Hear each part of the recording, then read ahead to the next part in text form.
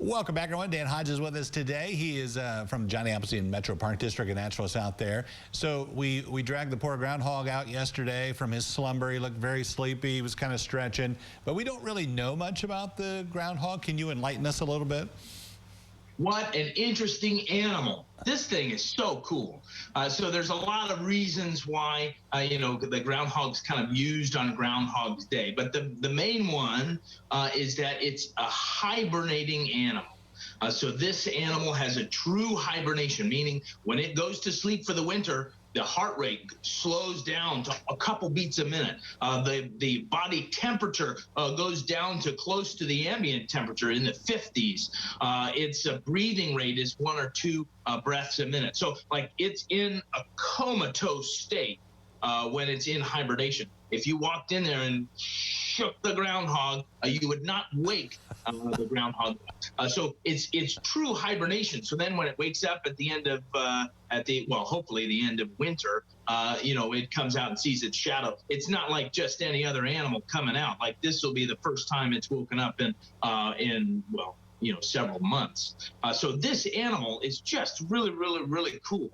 There's so many adaptations it has for its life. So this is a burrowing animal. It digs these big burrows, and it's got great big claws to kind of help it do that. And not only does it have big claws and a stout body, but even its facial structure, right? It can close its nostrils, and it can close it's got fairly small ears. And they can close those off, too, because they don't have Q-tips. They can't get the dirt out of their ears quite as well as we can. And not only that, but their hair, too.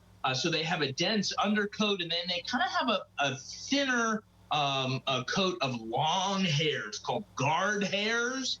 And that helps keep dirt away from the skin, basically. So it helps keep the animal clean, even though it's dirty all the time, right?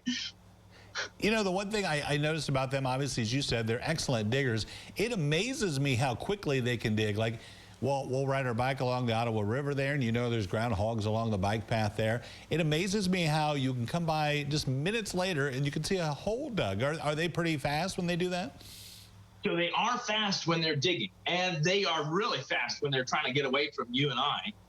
They've got great sense of hearing and very good vision, smell as well. But they probably have that burrow dug already. So they spend a good deal of time digging tunnels that can be 40-something feet long underground. They have several exits and entrances. So when they see you, they've got a mind where their escape hatch is, and they're gonna book it to there and get out of it. Because everything wants to eat a groundhog. I mean, an adult's probably a little big for a lot of animals, but coyotes and foxes and birds of prey, and certainly as a baby, they're like little chicken nuggets walking around. Everything wants to eat groundhog.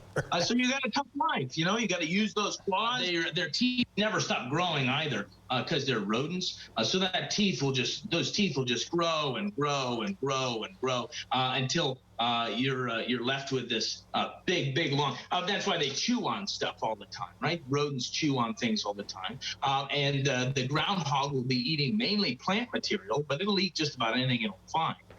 These guys are, like I said, chicken nuggets, and so they've got to be able to defend themselves if they have to. But their first line of defense really is getting out of there and getting underground.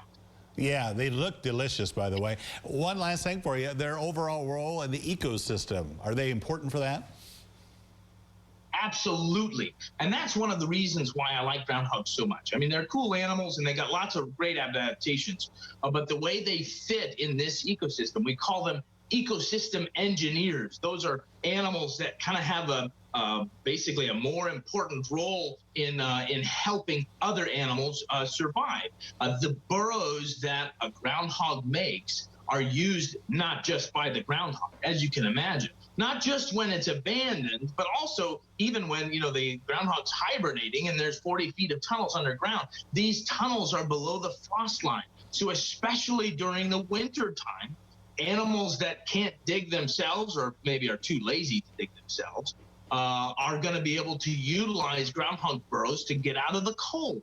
And not just in the wintertime, but any time of the year when you're looking for a shelter, things like possums and raccoons chipmunks, rodents, mink, all sorts of animals, and that's just the animals that we've captured on our trail cams here at the Park District. But even more than that, snakes and reptiles, as well as a variety of mammals. Even some birds will kind of utilize that overturned dirt at the entrance of the burrow. So there's lots of animals that really look to the groundhog to help them survive in different seasons and in a lot of different ways. But it's that digging power of the groundhog. Really cool animal. Yeah, groundhog's doing all the heavy lifting there. Thank you, Dan. We appreciate you telling us about it.